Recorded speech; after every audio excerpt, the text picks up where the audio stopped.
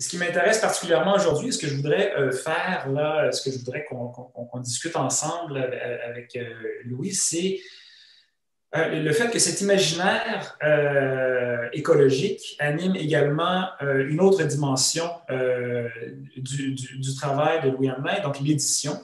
Parce que depuis peu, aux éditions du Boréal, là, tu diriges une toute nouvelle collection, n'est-ce pas, intitulée L'œil américain, qui est consacrée au nature writing.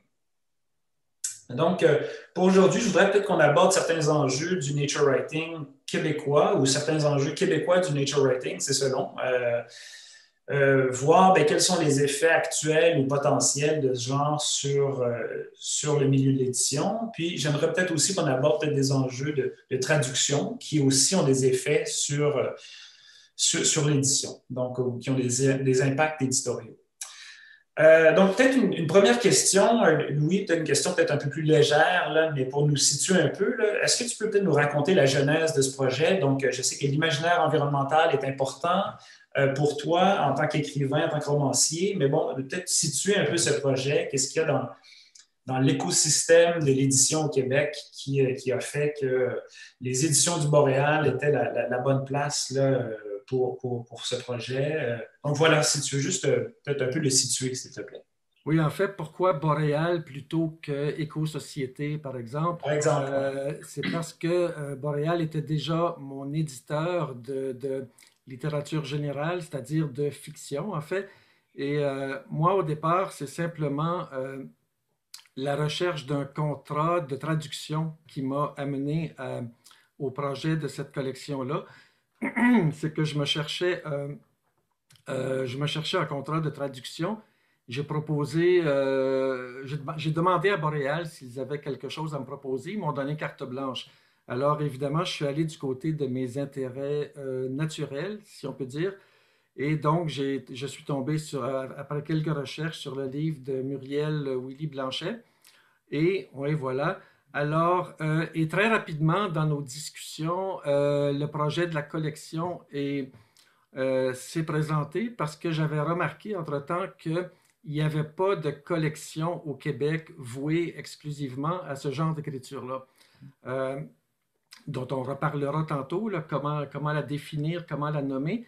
Mais bref, donc le Boréal ont très bien reçu le projet de cette idée de collection, évidemment parce que on prenait la place de personne. Il y avait un créneau qui était libre, si on veut, au Québec, et qu'il est encore, je pense. Alors, voilà, ça a commencé tout simplement comme ça, par cette idée d'une traduction d'un classique du Canada anglais, d'un classique du nature writing au Canada anglais.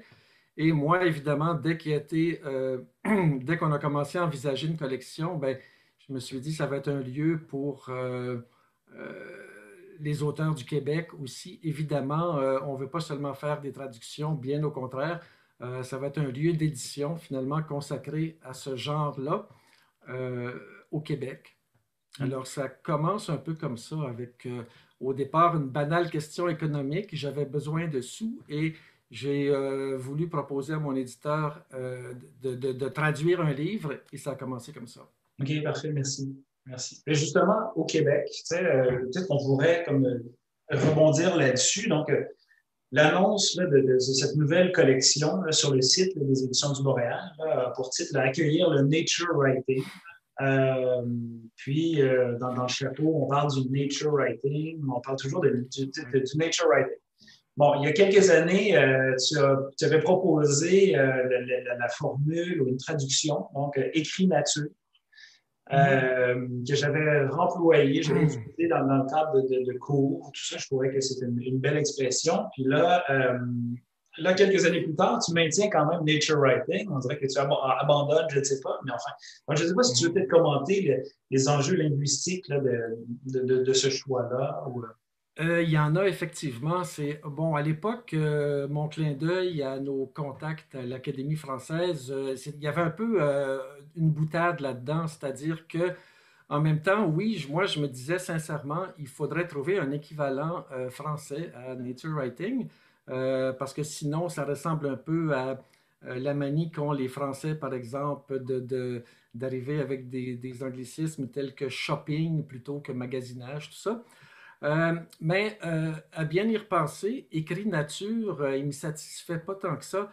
Et je vous dirais que dans un premier temps, l'idée de garder l'expression nature writing, elle s'est imposée et j'ai l'impression qu'elle nous sort du calembour parce que, ou du mot valise, là, si on peut le dire comme ça.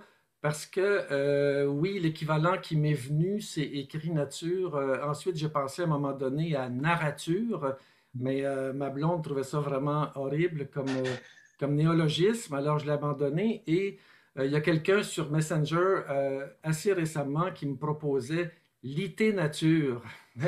Mais vous comprenez, quand je parle de calembour, c'est qu'on est toujours dans un peu dans. Ça ressemble plus à un jeu de mots qu'à une expression sérieuse pour désigner une collection sérieuse. Euh, Moi, je dois dire que je suis pas, en principe, quelqu'un qui est complètement opposé aux emprunts à l'anglais. Je pense qu'à certains moments, emprunter à une autre langue, ça se justifie. D'ailleurs, le français, même l'anglais l'a fait abondamment. Le français l'a fait aussi à l'italien. Il y a beaucoup de mots qu'on emploie couramment aujourd'hui qui viennent d'autres langues, en fait. Alors, je pense que dans ce cas-là, j'ai l'impression que l'expression nature writing euh, possède la charge sémantique, disons, qui fait qu'il est assez difficile de trouver un équivalent. Ça me fait penser à une expression comme en français, comme vivre ensemble. Quand on dit vivre ensemble, bon, certains peuvent trouver ça un peu lourd comme expression, mais quand on dit le vivre ensemble, qui est passé dans le langage courant, là, on comprend immédiatement de quoi on parle. Il y a une force d'évidence dans cette expression-là qui fait qu'on n'est pas porté à rechercher un synonyme, à rechercher d'autres façons. Et pour moi, nature writing, c'est un peu la même chose. C'est quand on dit nature writing, je comprends immédiatement ce dont il s'agit. Et à la limite, tant qu'à essayer de trouver une fabrication verbale qui pourrait rendre cette signification-là, je me suis dit à un moment donné que on pourrait revenir à la bonne vieille histoire naturelle. D'ailleurs, le poète et naturaliste Pierre Morancy, qui a donné son nom à la collection avec un titre qui s'intitulait L'œil américain, euh, L'œil américain, c'était le premier tome d'une trilogie qui s'intitulait Les histoires naturelles du Nouveau Monde.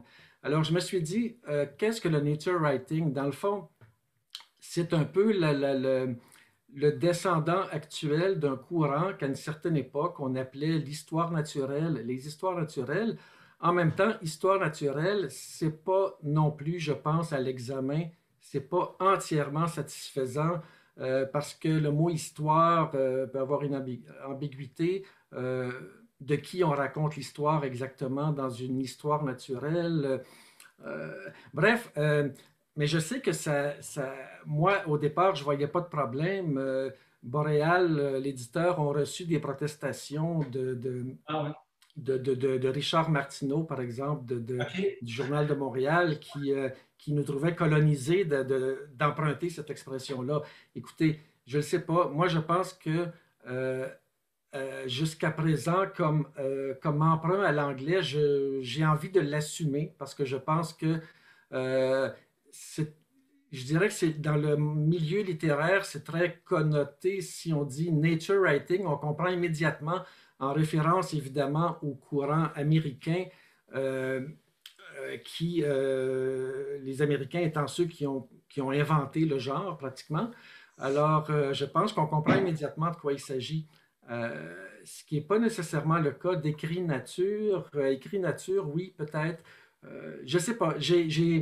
Avec le temps, j'ai développé un doute par rapport à écrit nature. J'étais plus certain que c'était une trouvaille si extraordinaire. Alors, peut-être que le débat est encore ouvert sur le plan de la, de la recherche d'une définition. Peut-être que quelqu'un un jour proposera une autre étiquette. Je ne sais pas. Moi, pour l'instant, on est resté avec Nature Writing assumant notre emprunt à l'anglais, finalement. Puis non, puis c'est tout à fait. Il y a plein d'autres termes techniques qui sont empruntés de plein de langues. Oui, Je, c'est ça. je veux dire, il y a plein de termes qui sont empruntés en philosophie, par exemple, qui peuvent être empruntés de l'allemand, puis on ne va pas traduire forcément le terme, on le garde dans la langue originale. Puis c'est ça, je pense que C'est ça. si on est capable de l'assumer, mais oui, mais il y a des enjeux politiques et linguistiques. Mais là, je ne savais pas qu'il y a eu des réactions, par exemple, à ce choix. Alors, Ben, peut-être pas tant, mais un peu quand même. Et je m'y attendais pas non plus parce que moi, je l'avais employé comme une sorte, comme j'ai dit tantôt, une sorte d'évidence. Dans le fond, ouais. cette expression-là dit tellement à quoi on fait référence que je pensais pas que ça posait problème. Mais bon, alors, ça n'a pas été un gros débat quand même. Là. Ça n'a Non, pas, ça a pas été un débat qui a ravagé les intellectuels du Québec l'année passée, non. ils sont occupés ailleurs. Donc, Oui, c'est ça. ouais. Non, mais juste cette idée d'histoire naturelle, je veux dire, là, pour le coup, en anglais, il y a le natural history. C'est presque Oui, ça. Tu sais, donc, ça ne traduit pas exactement le nature non, writing c'est non ça. plus. Là, c'est ça. Ouais. Mais encore sur ces questions disons, d'être politique ou identitaire, je veux dire, encore sur le site des éditions du Boréal, bon, il s'identifie comme une maison d'édition canadienne, mais Mhm. c'est aussi, il faut le dire, une maison d'édition distinctement québécoise. Euh, euh, D'ailleurs, dans l'onglet historique de la maison, après près de 50-60 ans, le Boréal est au cœur de la littérature de l'édition québécoise. Elle défend le travail de grands créateurs de notre littérature. Et ce notre, ce nous, n'est pas anodin, il me semble. Donc, on s'identifie, là, disons, on identifie quelque chose ou un appartenant, si je peux dire. Mhm. Et donc, moi, une question, c'était de savoir mais comment est-ce que la collection se positionne par rapport à des enjeux justement identitaires comme ceux-là? Qui est ce nous? Là, par exemple, bon, la Mhm. traduction de Muriel Willy Blanchette, une québécoise anglophone, mais pas vraiment connue au Québec, surtout connue dans le Mhm. rock. Donc, qui est ce nous, finalement? Et surtout, en fonction de quelle nature ce nous se définit-il? C'est-à-dire, la nature de la Colombie-Britannique, c'est pas, Mhm. les montagnes de la Colombie-Britannique sont pas c'est pas le bord du fleuve, par exemple. Donc, il y a vraiment il y a une Non. nature, il y a des écosystèmes différents, il y a un rapport à la nature qui est différent d'un endroit à l'autre. Donc, Ouais. juste ce nous-là, qu'est-ce que tu en fais? Ben d'abord, quand Boréal, dans un texte comme ça, à vocation publicitaire, réfère à notre littérature, je pense qu'il pointe vers la vocation. Boréal, c'est un éditeur de fonds, en fait, c'est-à-dire que c'est un éditeur qui possède un fonds important littéraire du Québec. Pour donner un exemple, toute l'œuvre, les œuvres complètes de Marie-Claire Blais sont là. Je pense qu'il y a pas mal de livres de Victor Lévy-Beaulieu en format compact, en format poche, qui sont rendus là aussi chez Boréal. Euh, c'est une œuvre c'est un travail au long cours de conservation d'un patrimoine littéraire. Alors, bon, c'est sûr que la littérature québécoise existe comme une entité distincte et a une histoire distincte. Et donc, ce notre-là, je pense qu'il fait référence à un certain patrimoine littéraire québécois là, dont on ne peut pas nier l'existence et qui est une des vocations du Boréal. Comment la collection se positionne par rapport aux enjeux identitaires, et vous avez mentionné politique, je pense, culturel. Moi, je dirais que le maître mot, en l'occurrence, c'est territoire, c'est-à-dire que euh, pour une collection comme l'œil américain, l'enjeu n'est pas tant politique et identitaire que territorial, c'est-à-dire que oui, vous avez parlé, bon, la vallée du Saint-Laurent, tout ça. C'est d'abord un territoire qui est à décrire et à définir parce que moi, je pose toujours la question pourquoi, parce que je suis quand même, on a parlé des Américains tantôt, je suis un lecteur régulier de la littérature américaine et entre autres du nature writing américain. Et j'ai souvent posé la question pourquoi est-ce que Missoula au Montana est d'emblée universel, surtout quand on le lit à Paris, Et pourquoi pas cette île ou Bécomo, par exemple. Alors, c'est sûr que la littérature américaine, au fil de quelque chose comme 2 siècles, a fini par imposer un mythe.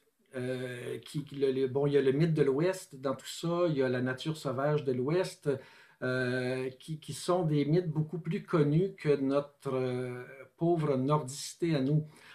Et donc, au départ, pour moi, de créer une collection québécoise de ce genre-là, c'est aussi pour dire la nature sauvage du Québec n'est pas seulement un objet touristique, elle devrait aussi avoir une existence littéraire, en fait, et même une existence mythique, comme par rapport à l'Ouest américain. Alors, il y a un peu cette préoccupation-là aussi euh, on se tanne de lire des ouvrages américains traduits à Paris et qui nous reviennent ici par par l'intermédiaire de grands éditeurs comme Albin Michel, Bourgois, tout ça, qui en font tous de ce genre de littérature-là. Et à un moment donné, donc il y a une question d'autonomie là-dedans.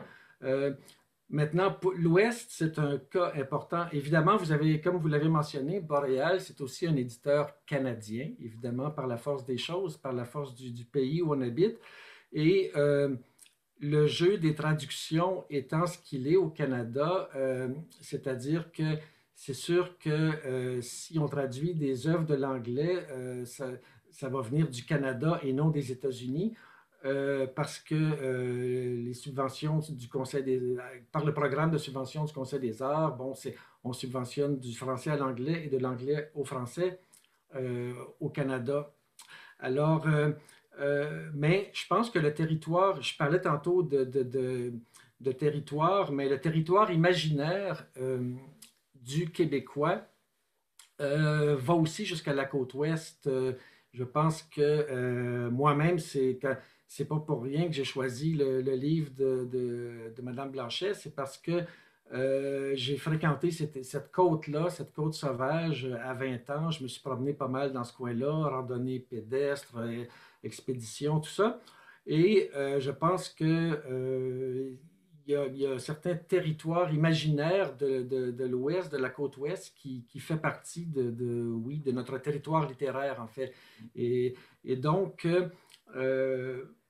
mais une collection comme celle-là, L'œil américain, au départ, moi, je dirais qu'il n'y a pas d'enjeu, il n'y a pas un positionnement politique, certainement pas, sauf peut-être dans la mesure, bon, qu'est-ce que le nature writing? C'est, je pense, on veut publier des œuvres où le rapport à la nature est l'enjeu principal du texte. Moi, c'est la définition que j'offrirais, là, c'est que euh, peu importe qu'on soit dans le témoignage personnel, l'essai, le journal ou la fiction, parce que la définition, on peut aussi l'ouvrir à la fiction, comme on le fait aux États-Unis avec un Jim Harrison, par exemple. Euh, Peu importe, l'important, c'est que la nature soit l'enjeu principal du texte. Alors ça, oui, ça peut devenir politique, évidemment, parce que c'est assez rare qu'on va écrire sur la nature sauvage aujourd'hui, en 2021, pour célébrer le massacre des forêts boréales ou pour célébrer la destruction de la nature. Non. Et c'est pour ça que j'ai employé l'expression à un moment donné monde sauvage menacé, parce que aujourd'hui, avoir conscience de l'environnement naturel, c'est forcément avoir conscience de sa fragilité aussi et du caractère menacé de la nature sauvage. C'est une chose qui n'est pas très difficile à constater aujourd'hui. Alors, positionnement, bon, il y a ça. Euh, mais pour la question, vous avez mentionné aussi le mot identitaire, un positionnement identitaire de la collection L'œil américain. Ben, je reviendrai à la notion de territoire, c'est-à-dire c'est les gens qui habitent et qui partagent par la force des choses un territoire. Euh, et c'est pas un hasard, donc, si dans les titres qui ont paru et qui vont paraître dans la collection, il y a des histoires de liens avec les Premières Nations. On a déjà fait paraître Waswanipi, un inédit posthume de Jean-Yves Soucy qui se passait qui racontait la découverte par un jeune Québécois de 20 ans dans les années 50 de la réalité des cris dans le territoire du nord du Québec. Alors, il va y en avoir d'autres qui vont venir. Alors, c'est sûr que l'enjeu du partage du territoire avec les Premières Nations, il va être naturellement central dans cette collection-là. Je pense que c'est incontournable comme problématique, finalement. Oui, merci. Justement, sur ces questions disons, culturelles, là, quand j'ai commencé le bois dont je me chauffe de François Landry, puis tout de suite, j'ai été saisi là, dès la première phrase parce qu'il fait référence aux troupes de marsouins. Hein. Oui. Je veux dire, maintenant, on n'appelle plus ça des marsouins. C'est-à-dire, mais ça, c'est un choix vraiment assumé.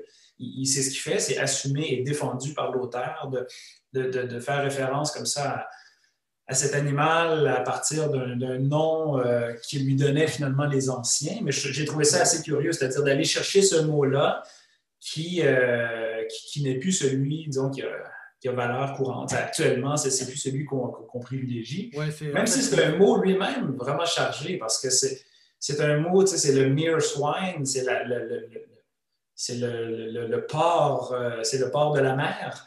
C'est-à-dire le cochon de la mer. Puis d'ailleurs, il y a ah toute oui. une étymologie vraiment chargée, autant en anglais qu'en français. Et ça, je trouve que culturellement, ça dit vraiment beaucoup sur notre façon qu'on a de vivre finalement avec ces animaux-là, de les Mhm. penser, de les imaginer, puis ensuite de trafiquer finalement ces signes que sont des mots finalement entre nous. Là. Oui, absolument. En fait, marsouin, c'est comme ça qu'on les appelle dans les films de Pierre Perrault, par exemple. Le Exact. beluga, c'est de ça que François Landry parlait, le marsouin des anciens habitants de l'île aux Grues et compagnie est devenu le beluga des scientifiques, finalement. Mais à l'époque, on appelait ça un marsouin. Il y avait une seule... disons qu'on ne connaissait pas encore beaucoup la diversité des cétacés et des créatures marines. Ça fait qu'il y avait le marsouin qui était un mot c'est ça, qui décrivait le beluga.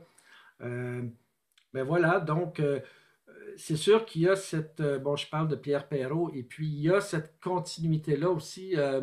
François Landry, c'est d'ailleurs quelqu'un, il en parle un peu dans son livre Le bois dont je me chauffe.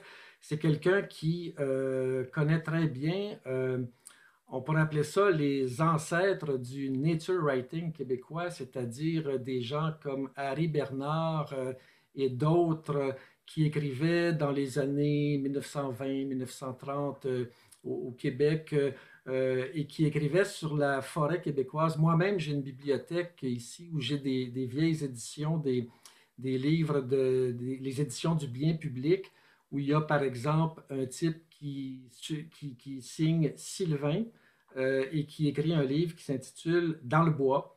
Et bon, Sylvain, c'est un pseudonyme probablement d'un curé, parce que souvent les gens qui écrivaient à l'époque, c'était les curés, donc peut-être un aumônier de chantier forestier, je ne sais pas.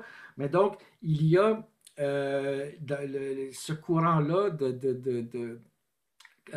auquel on donne une collection aujourd'hui, ben, il a aussi des prédécesseurs au Québec. Donc, il y a une histoire chez nous aussi.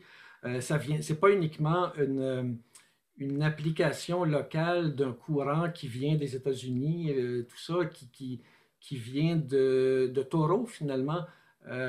On parlait tantôt de définition du nature writing. Disons que le canon absolu, c'est le Walden de Thoreau. Hein.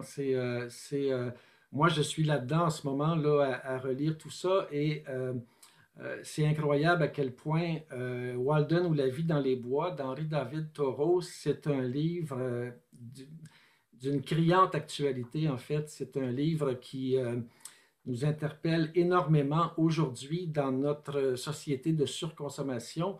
Euh, un livre qui pose des questions vitales telles que de quoi a-t-on besoin exactement pour vivre.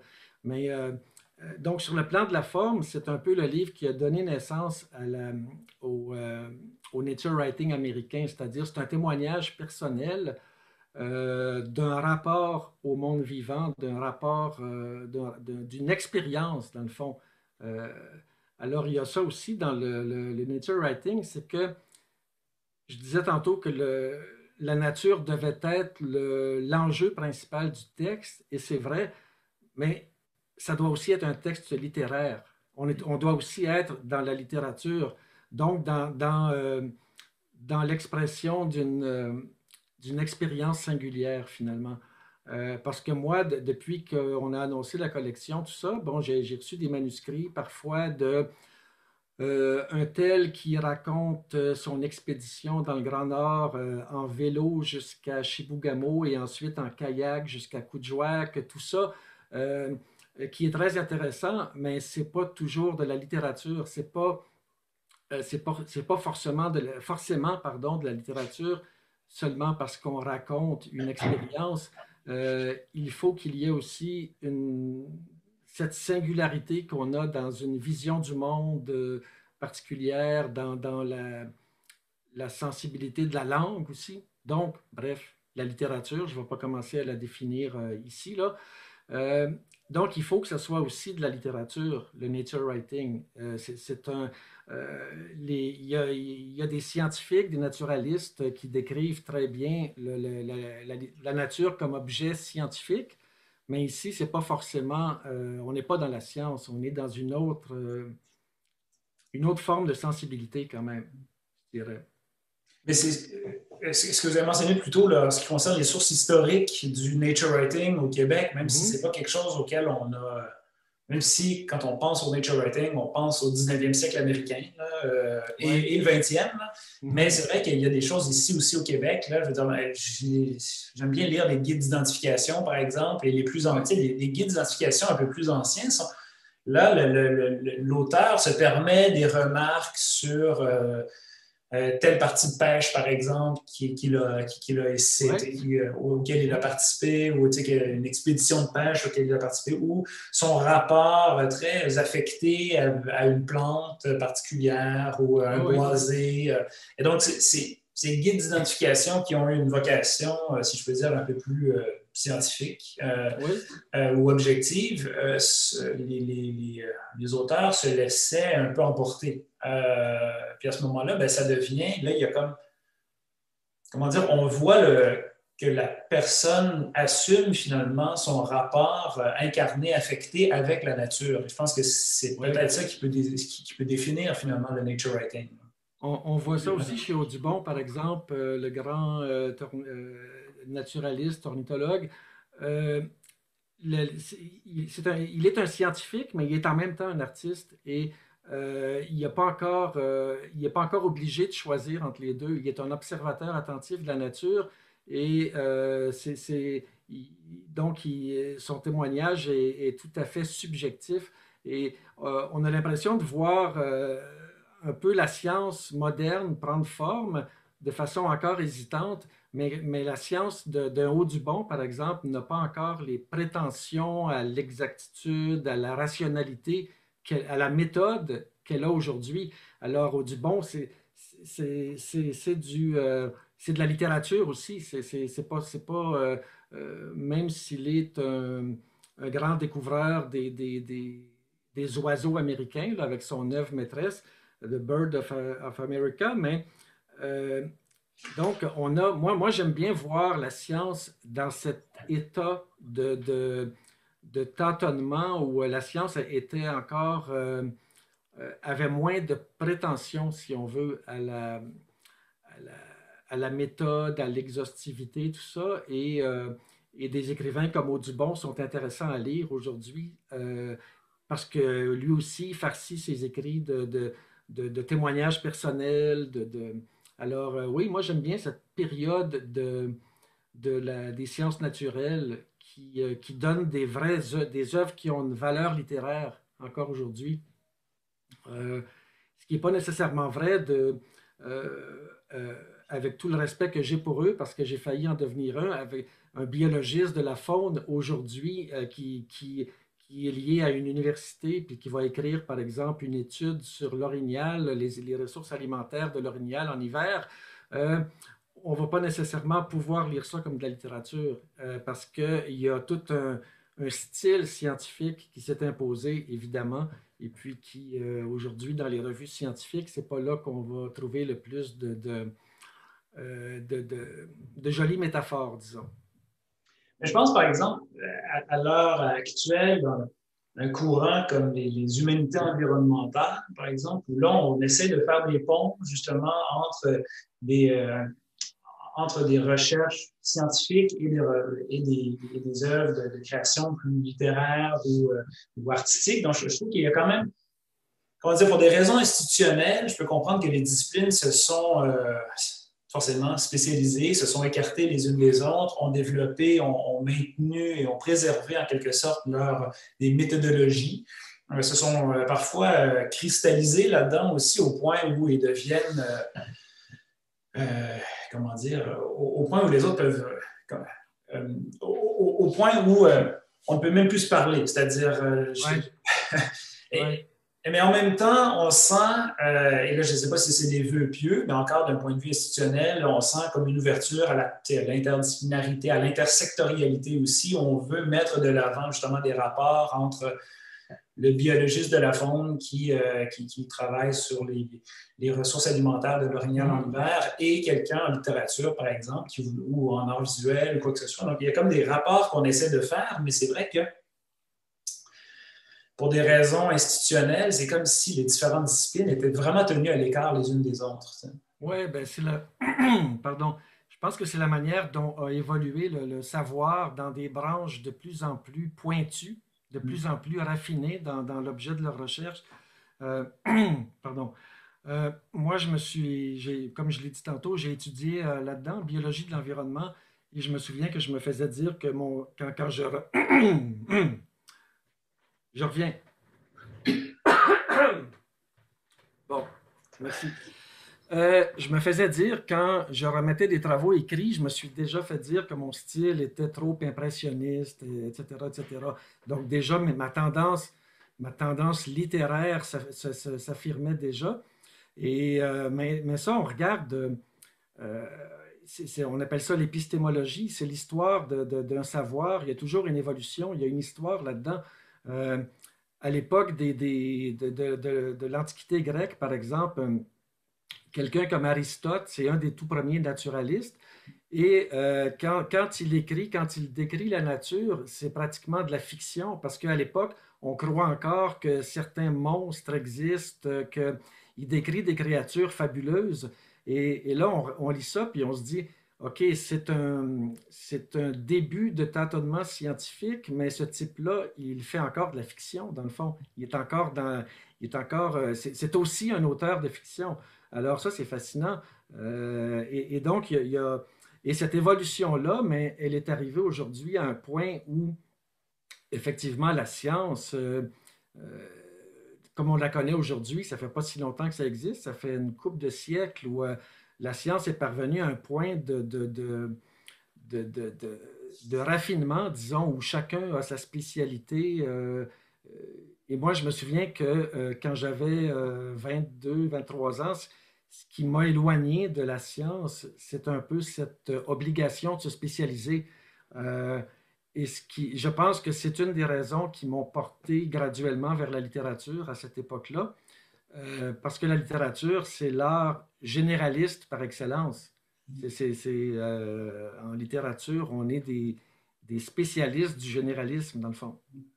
C'est vrai que le nature writing apporte peut-être ça de spécifique, c'est-à-dire il permet une forme d'interdisciplinarité Oui, euh, tout à fait. où on peut, non pas nécessairement s'improviser, mais enfin on peut aller Ouais. chercher, aller piocher justement du côté des sciences naturelles sans nécessairement être soi-même un Ouais. géologue ou un Et si on météorologue. parle de mariage entre les deux, d'ailleurs, il y a un nom emblématique du nature writing aux États-Unis, Rick Bass. Mm. Bon, je parlais du Montana tantôt, Rick Bass avec le défenseur passionné de sa vallée du Yak dans le nord du Montana, tout ça. Bon, Rick Bass, c'est l'écrivain de la nature emblématique. Et lui, il a fait un livre à un moment donné sur les grizzlies, les derniers grizzlies. Je ne me souviens pas du titre exact. Et il accompagne des chercheurs, des biologistes professionnels qui sont sur la trace des derniers grizzlies des Rocheuses parce qu'à l'époque, dans les Rocheuses canadiennes, en Alberta et tout ça, il reste pas mal de grizzlies quand même, et en Alaska. Mais dans les Rocheuses du côté américain, il en reste assez peu. Et donc, il partait sur la trace des grizzlies. Et donc, il y a cette plume littéraire qui rendait une expérience, une expédition, une entreprise qui était scientifique quand même. Donc, il y a la rencontre de deux regards, dans le fond.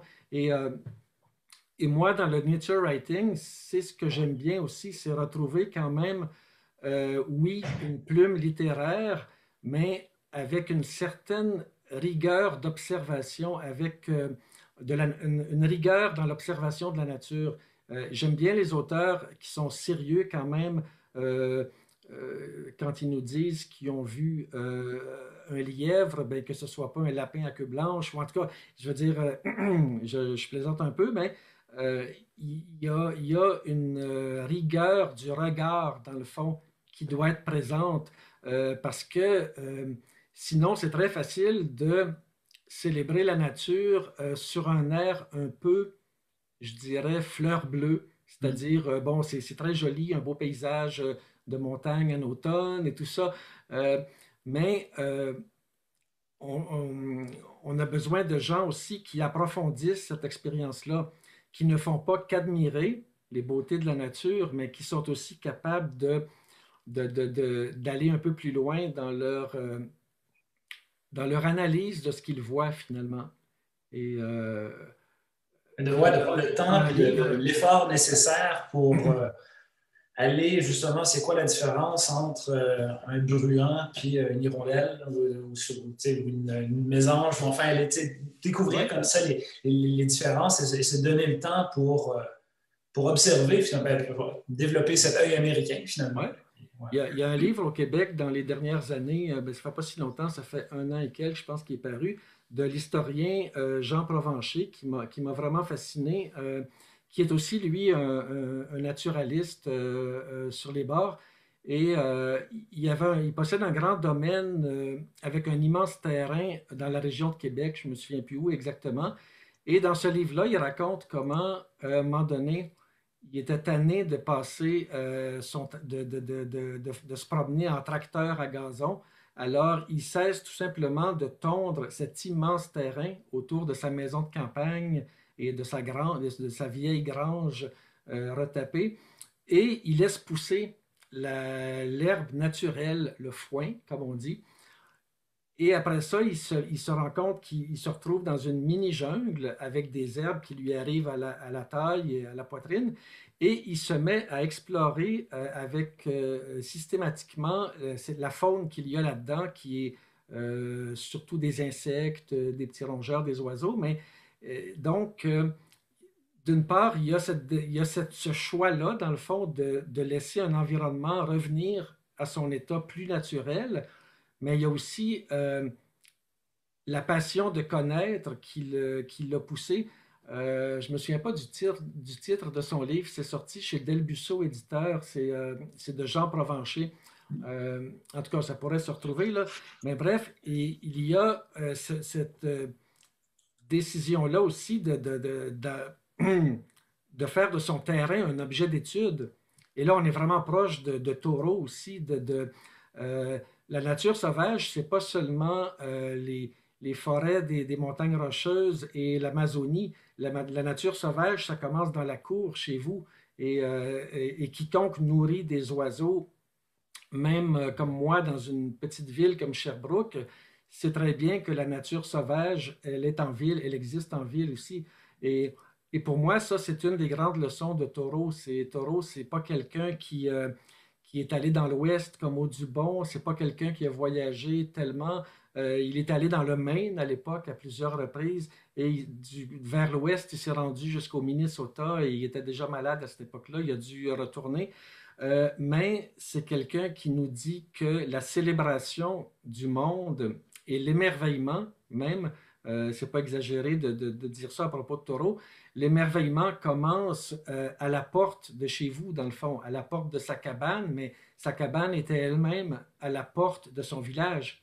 Alors, et donc, c'est le local et et moi, je trouve vraiment intéressant, comme je l'ai dit tantôt, je pense, de mettre Toro en rapport avec ce qu'on vit actuellement.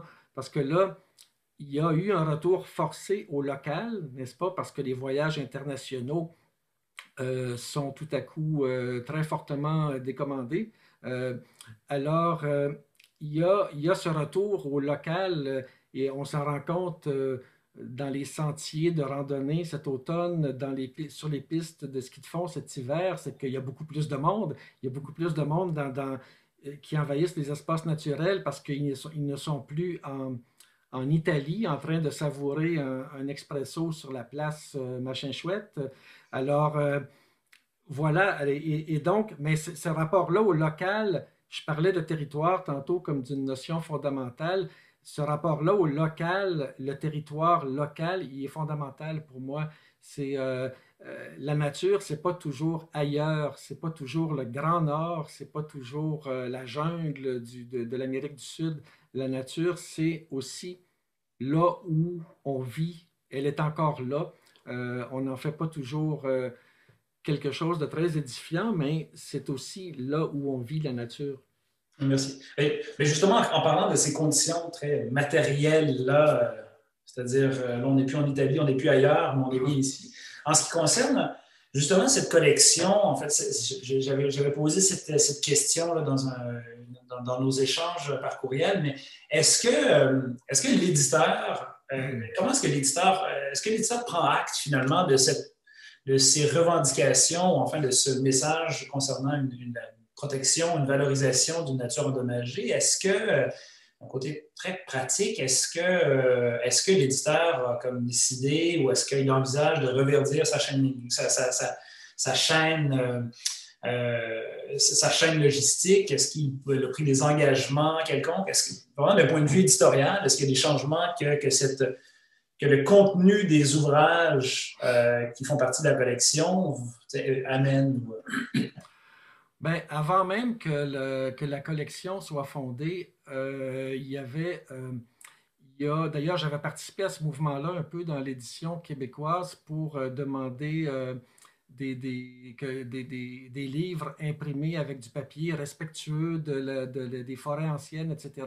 D'ailleurs, mon déménagement intempestif tantôt m'a empêché mes livres de me suivre, mais je vous voyais tantôt avec l'exemplaire de le livre de Madame Blanchet.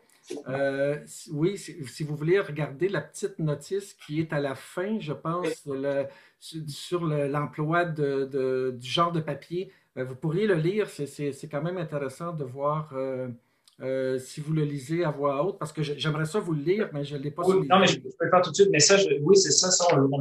On le voit. Donc, l'intérêt de ce livre est imprimé sur du papier 100% post-consommation, traité sans clair, certifié écologo, fabriqué dans une usine fonctionnant au biogaz. Oui. Bon, ça, donc, Boréal fait déjà ça depuis quelques années, employer du papier comme ça, du papier certifié vert, si on veut. Maintenant, moi, j'ai quand même, il y a des nuances à faire quant à cette question. Euh, Est-ce que, par exemple, l'édition, comme industrie culturelle, l'édition aujourd'hui au Québec est un facteur de destruction environnementale? Je pense qu'il faut relativiser les choses.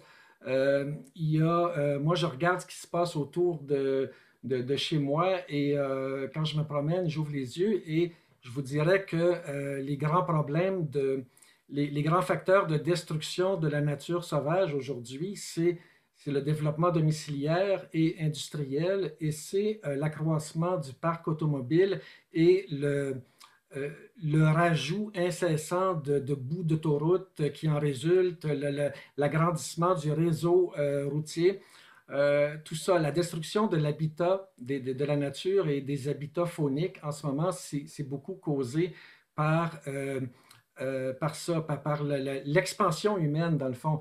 Est-ce que l'édition littéraire, est-ce que l'édition comme industrie est une industrie particulièrement polluante?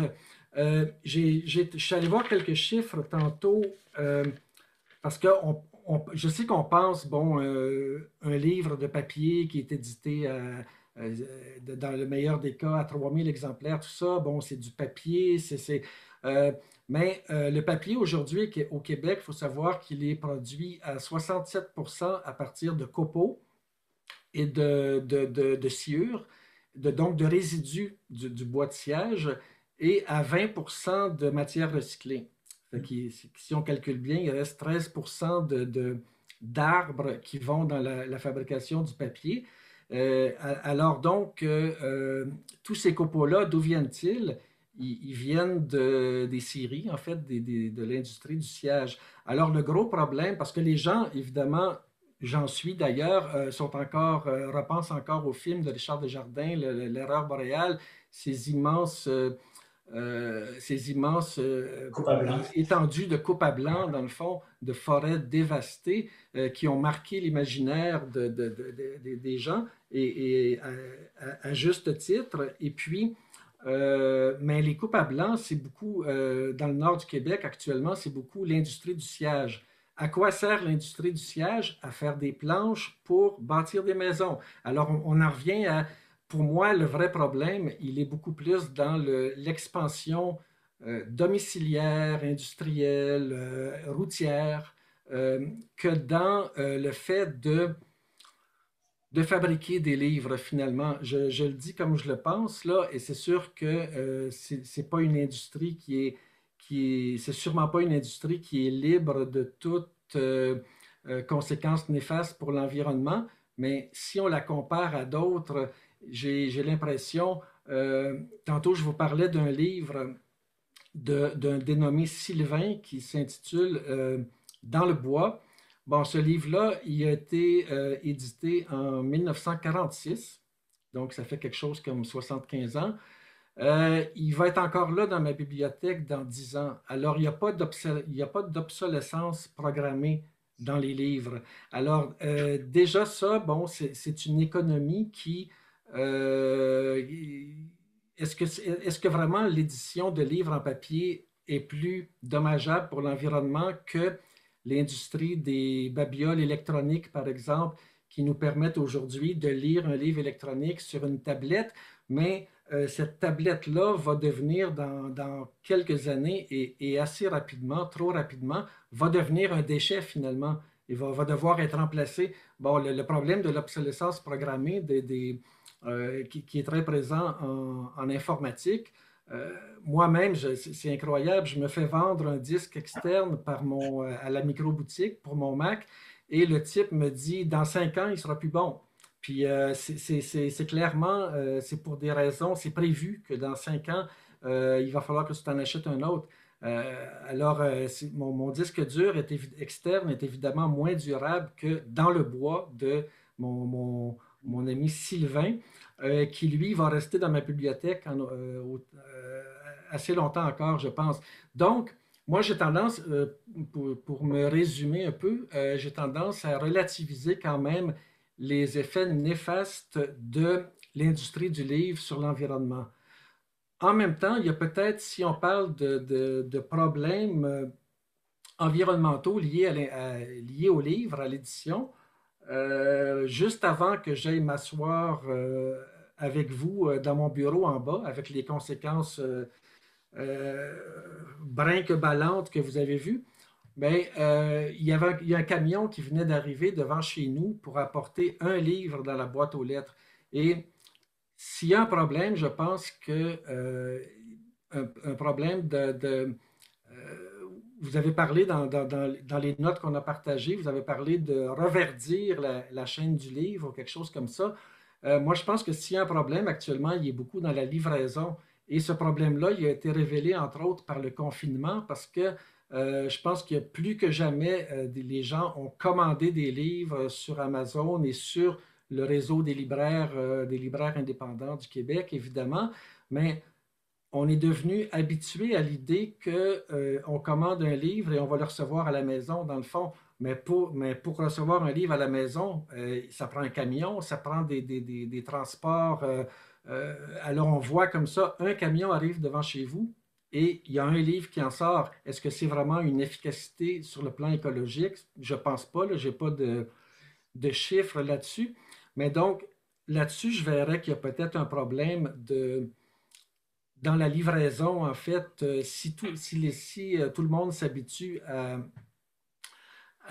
à fonctionner en télétravail et à recevoir comme ça, à commander des livres et à les recevoir, peut-être que sur le plan de la gestion environnementale, écologique, il y aurait peut-être éventuellement un problème.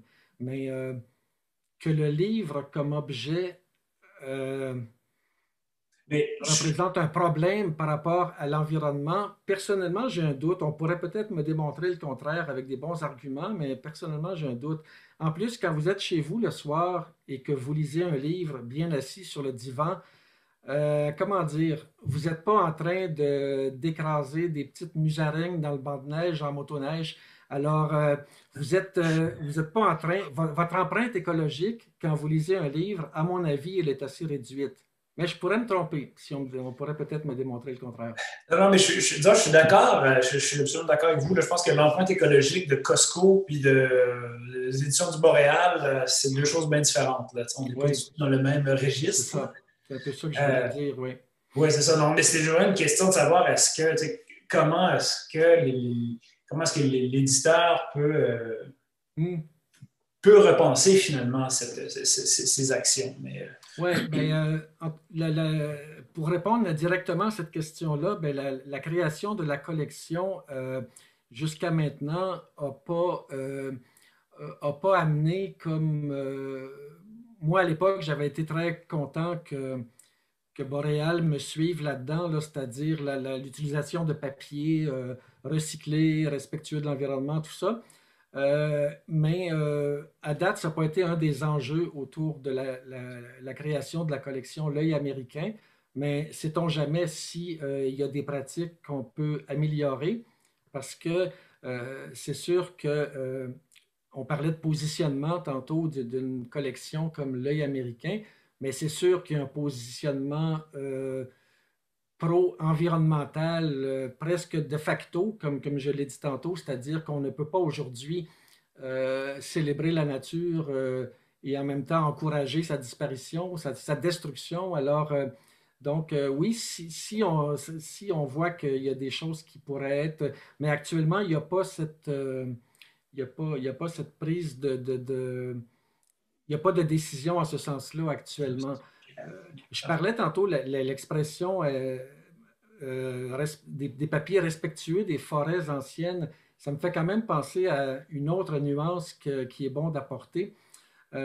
C'est que à l'époque, j'étais avec l'Action boréale en Abitibi, à l'époque, durant mes années abitibiennes, j'avais commencé à me questionner à un moment donné sur notre respect sacré devant les forêts anciennes, qui sont des forêts matures, souvent qui sont assez pauvres biologiquement, quoique ça mérite ça aussi d'être nuancé. Mais s'il y a une chose dont on se rend compte quand on réfléchit sur la nature sauvage et l'histoire depuis quelques siècles, c'est que un environnement fixe et figé, disons, qui serait à conserver pour l'éternité euh, dans un état, dans un état donné, ça n'existe pas. La nature est toujours en changement. La nature est en histoire, elle aussi, elle est en évolution, elle est en changement. Et euh, bon, juste pour donner un exemple, l'industrie forestière a réussi à nous faire croire qu'un feu de forêt, c'est une grande catastrophe économique pour une région, tout ça, alors que le feu de forêt, depuis toujours jusqu'à une certaine époque récente, c'était le mode naturel de régénération des écosystèmes forestiers. Et bon, évidemment, avec les changements climatiques, là, ça pose d'autres problèmes, des feux plus étendus, plus ravageurs, mais au départ, un feu de forêt, c'est pas le mal en soi, et c'est un changement d'écosystème. Alors, moi, en Abitibi, il y a des vieux trappeurs qui me disaient à un moment donné, ouais, mais tu sais, une forêt bûchée, après ça, ça repousse, puis là, il y a beaucoup plus de bêtes, il y a plus de lynx, il y a plus de ta. Bon, c'est une opinion qui vaut ce qu'elle vaut, mais moi, j'ai jamais été contre le principe des coupes forestières. Je me suis toujours positionné contre les coupes à blanc, qui sont des espèces de guerre totale contre la forêt, mais des coupes qui Sélective. permettent de régénérer un milieu tout en faisant le même effet que la forêt. Dans le fond, quand la forêt brûlait, quand la forêt brûle, la matière organique reste sur place, tout ça, puis ce que la coupe forestière ne fait pas. Bref, il ne faut pas voir faut pas voir tout changement comme négatif en soi et vouloir conserver une nature dans un état, pour ainsi dire, édénique, qui serait intemporel. La nature est toujours en changement aussi. Et il y a une très belle scène dans la vie de Thoreau, c'est que Henri David Thoreau, juste avant d'aller vivre dans sa cabane à Walden en 1844, il est allé à la pêche avec un ami et en voulant faire cuire ses poissons sur le bord du cours d'eau, il a mis le feu à la forêt accidentellement. Et ça a été quand même un incendie assez considérable. Tous les villageois sont accourus pour essayer de maîtriser le feu. Il y a plusieurs, des centaines d'hectares, je pense, qui y ont passé. Et par les gens du village, il a été accusé d'être inconséquent, d'être imprudent, tout ça. Bon, puis lui-même a pris ça assez durement, je pense. Mais pendant qu'il est à Walden, donc c'est peut-être en 47, 3 ans plus tard, à un moment donné, il retourne voir cette forêt-là. Et là, tout à coup, il voit que c'est vert, ça repousse partout. Et et d'une part, ça va être chez Thoreau la première intuition des successions végétales, parce que c'est un des précurseurs de, de l'étude de ce concept de succession végétale qui est bien connu en botanique. Mais c'est aussi chez Thoreau, il découvre tout à coup que le monde est une création infinie et c'est pas parce que lui, par une maladresse, a fait brûler une forêt que tout s'arrête là. À un moment donné aussi, il va voir un nouvel étang qui a été créé l'année précédente par quelqu'un a fait un petit barrage, a créé un étang. Et puis, il découvre qu'il y a déjà des poissons, genre 1 an plus tard, il y a déjà des poissons là-dedans. Euh, donc, c'est cette dynamique infinie, inarrêtable de la nature qui, donc, la nature est un processus, c'est des processus, en fait, toujours en évolution. Et moi, je trouvais, pour en revenir à ma réflexion de l'époque en Abitibi, je trouvais que le mouvement écologiste, en fétichisant les forêts anciennes, commettait peut-être une erreur parce que la forêt ancienne, elle, elle est à régénérer aussi à un moment donné, où elle va se régénérer. Si ce n'est pas par le feu, ben, il y a des coupes forestières peut-être qui vont le faire, mais c'est sûr qu'on doit s'opposer aux coupes à blanc telles qu'elles sont encore, même on nous avait dit qu'il y avait eu des admirations, des améliorations, pardon, après le débat autour de l'erreur boréale et tout ça. Mais de ce que j'entends, c'est que ça se pratique encore dans le nord du Québec sur une large échelle, ce genre de coupe forestière à blanc qui fait que tout à coup, on a un paysage qui a l'air d'avoir été bombardé euh, au napalm ou à l'arme atomique. Fait que, mais bref, tout n'est pas simple et il faut aussi être capable d'une pensée complexe et nuancée, être Absolument. capable de voir que euh, le monde naturel, on a tendance à le prendre comme point de référence fixe, mais le monde naturel n'est pas fixe. Et des coyotes, il y en a presque partout au Québec aujourd'hui, jusqu'en Gaspésie, mais il n'y avait pas de coyotes il y a 100 ans ou il y a 50 ans.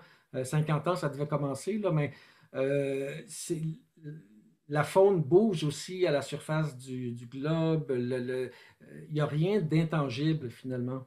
Le milieu de l'édition doit bouger en même temps. Oui, oui, ben, oui, tout à Ouais. fait. Moi, je suis tout à fait ouvert à ça. Évidemment, en tant que directeur de collection, je fais pas partie de l'administration du staff, si vous me parlez, si vous me prêtez l'expression, pardon.